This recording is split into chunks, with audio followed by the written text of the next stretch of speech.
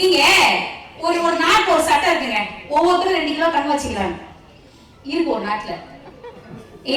இன்னைக்கு இருக்கிற விலையிலயா? இல்ல இன்னைக்கு என்னைக்கு, அதாவது அந்த நாடு செழுமையான நாடு, 2 கிலோ தங்க வச்சுக்கலாம் வீட்டுல. வேற ஒரு நாட்டுல இருந்து ஒருத்தர் வராரு, வந்தவர் கேட்டாரு, அவங்க நாட்டுல அந்த சட்டம் இல்ல, என்னப்பா 2 கிலோ தங்கத்தை வீட்டுல வச்சிருக்க? அதுக்கு இவர் சொன்னாரு, எங்க நாட்டுல வச்சுக்கலாம், எங்க நாட்டுல சட்டம் இருக்கு. ஆனா பாருங்களேன், எனக்கு ஒரு மோதிரம் போடுற பழக்கம் கூட கிடையாது. அவர் நாட்டுல சட்டம் இருக்குது, ஆனா அவருக்கு அந்த பழக்கம் கிடையாது. நீங்க வாலி சொன்னா நாங்க குறங்கினோம், எங்களுக்கு இந்த காதல், இந்த வரையறை, இந்த மனமுடித்தல் இதெல்லாம் எங்களுக்கு கிடையாது. ஆனாலும் நான் ஒழுக்கமானவன், எனக்கு அந்த வேண்டாம். இதேதான் 2 கிலோ தங்கம் இருக்குது வீட்டுல. நீங்க ஏன் ரூமை வீட்டுல அங்க இருந்தா நீங்க பாத்தீங்கன்னா ஒரு புரியும். ஒரு கூட்டு குடும்பம், அண்ணன் தம்பி ஒன்னா இருக்கான்னு வச்சுக்கோங்களேன்.